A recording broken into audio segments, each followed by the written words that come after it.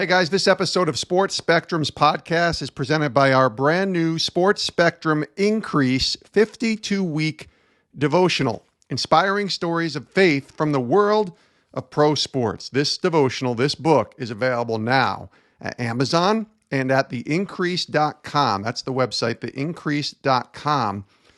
And I'm telling you, it's a great resource. It's a great gift idea. It's a great devotional to go through with your family, with your coaching staff, with your team, once a week, inspiring stories from athletes and other people in the world of sports who were interviewed and featured here on Sports Spectrum. And now we put this in a book form, and I know it's going to encourage you. I love this devotional. I hope you'll consider getting yourself a copy. Again, the 52-week Increase devotional, available at Amazon and at theincrease.com.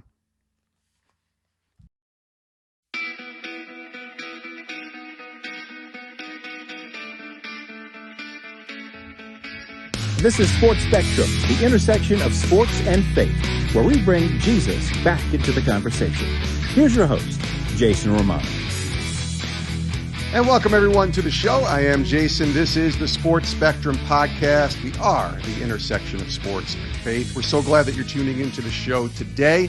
We've got a great conversation coming up with Jay McAuley from Wofford. Before we get to that conversation, I want to tell you about Sports Spectrum's website. It is the home base for all of our content, and it's the perfect place to go each and every day if you're looking for encouragement in the world of sports. Articles, devotionals, podcasts, tons of free content, tons of free resources, all available at sportsspectrum.com. Make sure you go check out the website each day because content's updating every single day. Different stories, including people like Jay McAuley, and he is Wofford's men's basketball coach, and he's our guest today on Sports Spectrum. He was first a college basketball player back in the day at the University of Georgia. Then he knew he was going into coaching. He actually started at Wofford for a couple years, then went to Gardner-Webb and then Furman, and then came back to Wofford as an assistant. So for more than a decade, he played that assistant coach carousel that a lot of guys do in college basketball, looking for opportunities, seeing where God is guiding them. And then, of course, he was a part of that big 2018-2019 Wofford team. If you remember, when you think about Wofford basketball, that year stands out, right? 30 wins, undefeated in the conference, a 7 seed in the NCAA tournament, a win in the NCAA tournament over Seton Hall, tons of success that year. And just a month later, Jay found himself as the head coach at Wofford, named to the helm April 14th, 2019. And then he, last 2 years, won 19 games his first season, and then 15-8 last year in the COVID year, 12-5 in the Southern Conference. And this year, trying for some more success, see if they can get back to that NCAA tournament. Jay's a really great guy. We had a great conversation, talked about faith, talked about leadership, talked about family, and certainly talked about coaching. I think you'll enjoy getting to know Jay McAuley from Wofford. He is their men's basketball coach, and he joins us today on Sports Spectrum.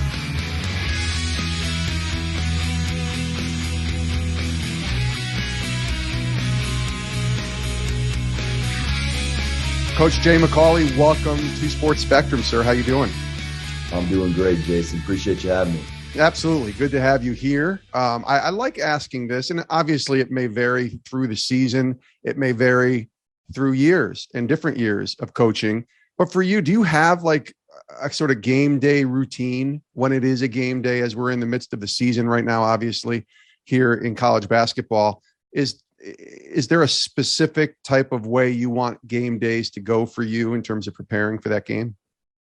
Sure. I think every coach kind of has their niche here, and that's the beauty of coaching, and different personalities, and I really try to be myself, and there's a lot of self-reflection, there's a lot of game day prayers, there's a lot of time with my family to keep me grounded, and remembering that this is a game. Obviously, it's what I put my heart and soul into, but it's not everything. And I just want to be as grounded as I can so the players don't see me in any sort of different way, whether it's nerves, edge. I want to be the same as best I can every single day for those guys. So I'm a kind of a guy who over prepares. So, I'll do my checklist for the games and preparation shoot around. But when I get done with that, I like to go home, maybe exercise a little bit, see my daughters, see my wife, do my lucky handshake with my daughter, Addie, who's 6 years old. We have a little ritual before I leave. And then it's game time, but it is the slowest day of the whole week when it's game day. I mean, every head coach knows that. You don't like 7 p.m. games. Because you got all day to think about it. That's kind of similar to those who play night games in football or even the Super Bowl. They say the longest day of their year, if they get to that big game, is the Super Bowl, because you sit around for 5, 6, 7 hours all day waiting for that to finally come. And you got to figure out what to do with yourself to get ready for that. Is that something for you that's evolved over these years as a coach? Now you're in your first head coaching position, but you've been coaching for a long time. Is that something that's kind of evolved for you? Or is that something that's been kind of the way it's been for a while? It has, as an assistant coach, I used to take a lot of pride in the scouting and getting our whatever position group I had, mentally ready and as confident as possible. And then as the head coach, you got all sorts of bullets flying your way. So, right.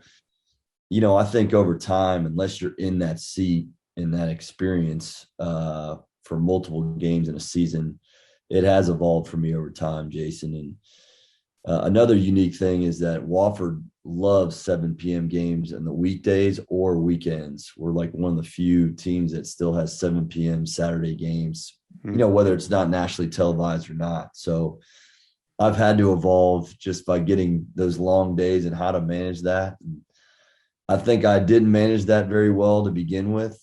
And I've learned to kind of relax and realize that I've got a great staff and a lot of players that care, and they're going to be ready to go. What's the biggest difference between the guy who accepted this position in April of 2019 and the coach today? Is there a big difference? I wouldn't say there's anything drastically different. I've learned not to sweat the small stuff, Jason. And that's advice that I got from a great mentor of mine, Mike Young, and he was the master at it. And everyone's competitive in our industry. Everyone's competitive who we coach. I mean, that's why they're at our level. And you can over prepare sometimes or get a little bit too much in depth with things. And, I've learned to kind of, whether good things are happening, bad things, just trying to stay even keeled as best I can and control what I can, to not sound too cliche. But that's been it's been a process for my personality. And, I think my family helps me with that. My staff does as well. Take me through how Wofford came about. And I'm not just talking the head coach, because you were an assistant there way back when in 2008, coming out of your time playing at Georgia, and you end up at Wofford. Then you go and you kind of do the assistant coach, train for a little bit at a couple other places, and then end up back at Wofford. How does Wofford even enter the picture for you when you're coming out of college? Pretty funny. I tell this story from time to time, but I was a summer baseball coach for a really good program in Georgia. And my first time at Wofford, which I called Wofford back in the day, I didn't know how to pronounce it, was on their baseball field, double headers, triple headers in the summer heat. And literally 8 months later, I accepted a job there. So when I got connected with Mike Young through mutual friends of ours, and I was so eager to get into the profession and start my coaching career that I was like, yeah, I remember that place. I was there for a tournament. And it's just interesting how in life, and Jason, I don't know, maybe you can relate to this. Hopefully a lot of people can. Things happen that just work out. And I'm going from a big Georgia campus to a really small Wofford campus where no one knows how to say the name correctly. Now they do, since we've been to a lot of NCAA tournaments. But just funny how things work out and how I started my career, and then full circle came back, and to see the growth of the place, but it's still the same place, and that the people are great here. It's a pretty neat thing for me. Jay McAuley is our guest here on Sports Spectrum, Wofford men's basketball coach. Tell me about your faith. That's the uniqueness of this show, Sports and Faith. How does your faith in the Lord guide you as a coach and kind of play a role in your life? It's huge. It's huge.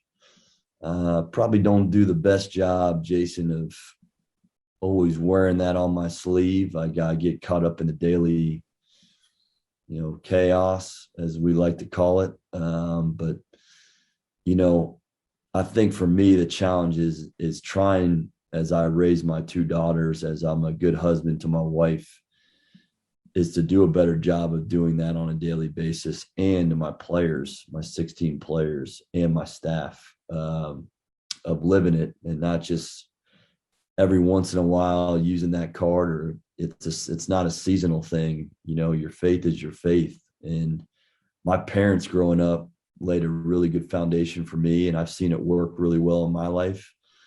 But not every player, not every kid gets that foundation. And so I'm in a unique position to try to do better and wearing that, card on my sleeve every day, and helping guide kids while still trying to navigate this tough deal with my own set of circumstances. So it's a process, just like a season's a process, just like growing a team is a process. And I certainly make mistakes, but I got to lean on those things in good times and bad times. That's got me through my first 15 years in coaching, without a doubt. When you were in college playing, you played ball at the University of Georgia. Where was that faith at that time? Were you caught up? Because I talked to so many athletes, especially younger athletes, who even then will recognize my identity was in basketball. Like, I'm so focused on basketball, and it's how I'm defined, and it's results driven, and I'm liked or loved if I do well, and I'm ridiculed and lambasted if I don't. And yet a lot of people find that it's when they figure out the whole faith angle, the whole part about who Christ says we are, that they get it and they start to understand it. What was that like for Jay McAuley when he was playing basketball? You know what? I've never been asked that. And it's something that as soon as you ask that, it's clear in my mind. I was not very good, like most college student athletes or students in general. That's the first time you go away from your family. So then you're on your own. You're trying to figure out who you are. You're trying to figure out what your routine is. You're trying to be disciplined in certain things you've always done. But now there's these new bullets flying at you, and you're trying to figure it all out, and you're trying to fit in. And I think I went through a really interesting freshman year with a top 5 team in the country that was really good, and everybody knew we were good, and storming the court after wins and nationally televised. And then we were really bad, Jason, the next year. And I think that's when my faith kind of got even stronger than it had ever been. And it was a good lesson for me, I think, as I progressed through college, of who I wanted to be character-wise and what I wanted to be known for. Not just a hard-working walk-on, but, that guy's about the right things, and, shed some positive light on those teams that were struggling. It's helped me from that point on, I think, as I've started a family, as I've started new jobs, as I've started this new profession as being a head coach. I can point to that sophomore year, Jason, as kind of when it started to change for me and figure that out. Is that also around the time when you started realizing that you might want to do this coaching thing in basketball? I know you were coaching baseball, and you had that sort of epiphany of wanting to go to a place like Wofford, as you called it, when you first were thinking about it. But where was that itch starting to take place where you were like, all right, coaching, I think this might be the direction God's calling me to? Yeah, it's kind of like my story with Wofford. You get a little taste of Wofford as I first saw it. And then you come back here and you're like, man, it's just interesting how God moves you, and gives you a little appetizer here and then makes you appreciate it when it comes back around. The first time I knew I wanted to coach was when I was 13 years old, and we were in a World Series, and my dad had coached me in Little League. It was the first time I saw him get real emotional after the season. We lost a heartbreaker in the World Series, and he had put a lot of time, and he would travel an hour to work, an hour back, just to coach that team. And I think it took a toll on him physically, but he loved to coach. It's kind of the first time I ever saw my dad emotionally invested, like in something that he truly loved. And to see him move other people, young guys like myself, some of my friends, I was like, man, that's just really cool to see my dad doing that. And I just fell in love with it. The schematics of it. I've got three brothers, one twin. We were always competitive. I think a blend of that, seeing my dad, my mom's a teacher. So there's all these leadership little things that I was baptized in an early age. And then I was lucky just to have great high school, college coaches that furthered my interest and I think nudged me that way. Did you have a full circle moment for you? Like when you think about being 13 and your dad and you see him emotionally invested and, you know, in that moment, have you had a moment like that where later on as a head coach, you're realizing I'm now my dad here and I'm emotionally invested in these players that I'm coaching? Yeah. Nobody really sees those meetings, you know, the public eye. Those are private meetings. Those are, you know, only the people in that locker room or in that setting truly know what's gone into the work, you know, the trust, the schematics, everything. It's a lot. And in today's society, you see all the social media and the national TVs and it looks all, you know, glamorous, but there's a lot of real changing of lives going on. There's a lot of, if you're in the right situation, there's a lot of movement in the right direction. There's a lot of life lessons being taught, Jason. And I've had some of those moments and I've failed a lot in other moments. And I've tried to always use those positive moments of, man, how I felt as a player on how I communicate to those kids, you know, in moments where they're beat down a little bit after a loss or a disappointing outcome. So that's what I'm getting better at. I think a lot of people, when they hear about Wofford, they think back a couple years and you just go to 2018, 2019, right before you were named the head coach. And you guys achieved really high levels of success, right? I mean, when you look at a season, that's the season you probably aim for every year, right? 30 wins, undefeated in the conference, a 7 seed in the NCAA tournament, a win in the NCAA tournament over Seton Hall, lots of success that year. I really just want to go back for a little bit to that season for you and maybe think about what you learned from that season that you can take away as a coach, because success is great. You know, you're results driven and you want to do well. And like you said, though, sometimes not just in faith, but in life, we grow from those more difficult moments, those more difficult seasons of life. But when you go through a season like that and you're a part of it, what's a lesson? What's something that you take away from that year that you'll be able to carry with you as a coach? Yeah, number one, it goes back to what I was saying about trying to be consistent in my faith. I remember every Sunday going to church after a win, after any disappointing practice, and just trying to stay consistent of keeping our guys moving in the right direction and keeping my mentality to help our guys the best I could. And I think in years past, when things are going really well, we're all guilty of this. You can kind of brush the faith part aside and lose sight of that until some turbulent times come. And then you're like, oh yeah, I'm going to pick that back up again. I'll never forget that. It was probably the best time of my life because we were winning, but I had a good balance to my life. I had a good balance to the family, practice, game. And I also remember having a lot of fun with a bunch of guys that are invested. Like practice was fun. Guys were invested in the little things. Guys weren't afraid to tell people how they really felt.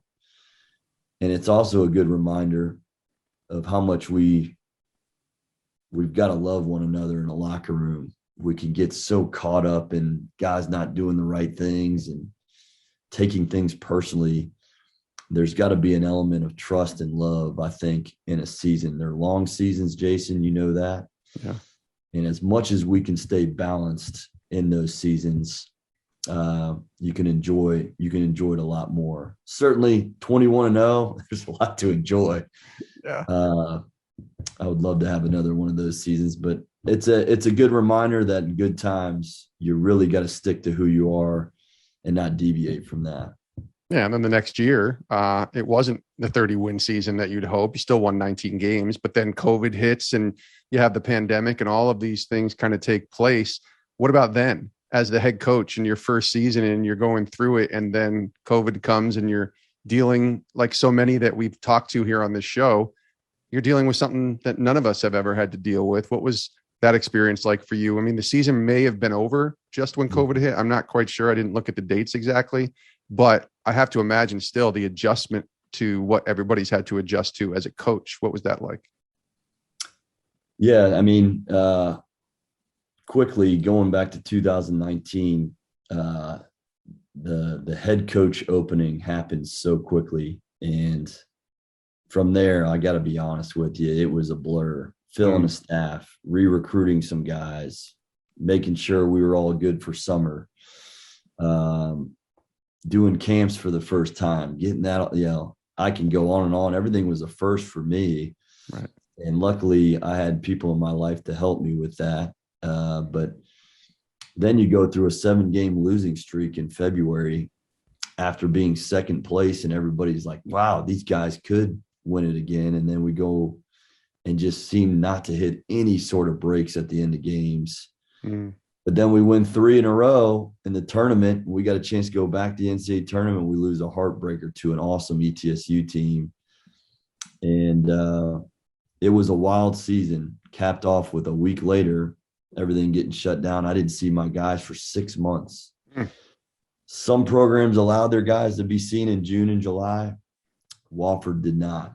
And this is where I feel like my strengths are, is I'm a problem solver. And I just tried to convince our guys, if we could be the best problem solvers and connect in different ways, creative ways, that would set itself up really, really nicely for the next year. And it certainly did, with us finishing a half game out of first place last year. So it was crazy times, and we're still trying to figure it out. Yeah, we're not quite out of the woods yet. Hopefully we're a lot better now than we were going into this thing. That's for sure. I have a question for you about recruiting, because you get players that you recruit. You want to have the right guys come in, fit in, buy into the culture, as most coaches have, and you want them to be a part of the team. But then you have to make the decision on who plays and who doesn't. Yeah. And I'm always fascinated. I see this at the high school level a lot, where my daughter plays. But in college, I have to imagine it's even more difficult on navigating and getting players to buy into their role, no matter if they're playing or not, and understand that the 11th and 12th guy have just as much value as the 1 and the 2 guy, just in different ways.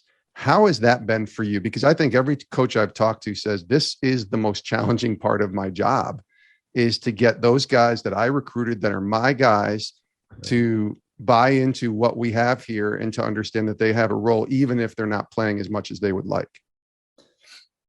Yeah, my 2 coaches I love is Bobby Cox and Snedeker with the Braves. And they talk a lot about speaking the truth to their players. So I'm big on honesty and telling guys clearly what their role is, but we also create a very competitive environment. Number one, we recruit competitive kids. I think you see that in our teams when we play. Tough and competitive kids that are about the right things, but still you got to put those pieces together, and that's not easy, as to your point.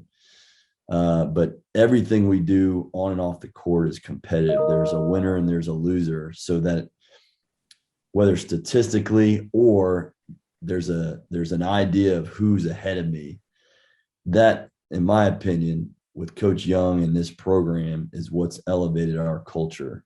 All right.